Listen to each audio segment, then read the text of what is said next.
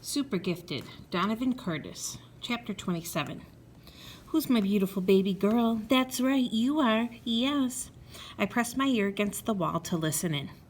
The words themselves weren't what surprised me. Ever since Tina was born, that kind of cooing had become a constant soundtrack in our house. No, what blew my mind was the voice doing the cooing belonged to Brad. Well, what did you know? First Lieutenant Bradley Patterson had finally decided to throw away the Marine Corps handbook and stop speaking to his newborn daughter as if she was a cadet in Parris Island. I could just eat you up. Look at your cute little nosy wosy and your earsy wearsy. Yikes, this is barf-worthy stuff. I'd created a monster. And your silky smooth fur coat. Fur coat? I tipped out into the hall, nudged Brad's door open a crack, and peered inside. Tina's crib was empty. The baby wasn't even in the room. Brad sat on the bed, his arms around Beatrice's bushy form, goo-gooing at his chow-chow. And Beatrice seemed totally into it, sitting stock still and gazing up at her owner with liquid eyes. So that's what Hal was going to be. Brad would never follow the advice of his wingnut, 8th grade civilian brother-in-law. Not for humans anyways. My guidance was fit only for a dog. And you know what? It worked. From that day forward, Beatrice forgave Brad.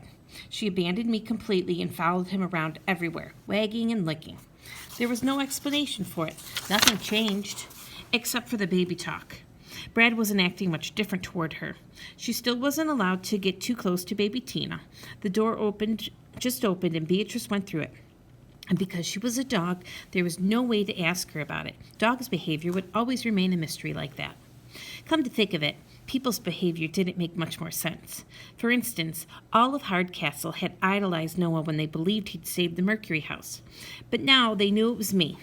Nobody thought it was very important anymore. What changed? It was almost as if they'd used up all their admiration on Noah and they didn't have any left for the real guy. If anything, the kids at school were kind of annoyed with me, like they had an idea in their heads and I'd spoiled it. Noah had once told me that there was no contradiction in being the super kid without having ever saved anything. I hadn't taken it seriously at the time, but now I was starting to see his point. For sure, the reverse was true. I had done all the things that had catapulted Noah to super kid fame, and I was still about as unsuper as you could get.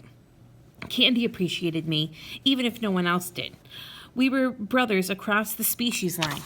He was the canine version of an ungifted guy like me. Someday, I might even get him paper trained. I wasn't holding my breath, though. Okay, I was, but only at times like now, when I was cleaning up one of his messes. Actually, the weird part was I didn't mind that much. Let Brad have Beatrice. Candy would always be mine. Donnie! Katie appeared in the doorway with the ever-present Tina on her shoulder. What's up? I noticed my sister was wearing the Hardcastle cheer sweatshirt again.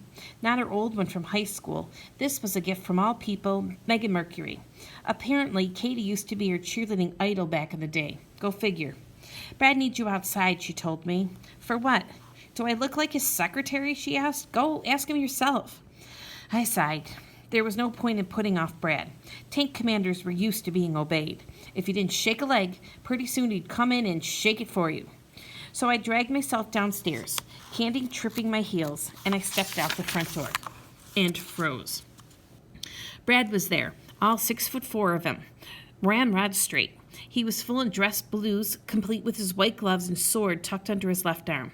His hat was a little battery, courtesy Candy, but the whole effect was still pretty impressive. He barked, "Attention!" That's when I saw the others. The cheerleaders in uniform were lined up like an honor guard, including Noah, who was at attention, and not praying mantis-like at all. Off to the side, the Daniels were leaning on each other and grinning at me. What's this about? I asked Brad. Donovan James Curtis, Brad boomed, for conspicuous bravery diverting a propane tanker from colliding with a home, showing no regard for your own life and safety. He reached into a velvet box and took out a round silver medal on a pale blue ribbon. I gawked. Whose medal is that? It's yours, dummy, Katie called from the front porch. It's the one Governor Holland brought to give to Noah. Brad drove to the State House and explained how it should have gone to you. Brad went on.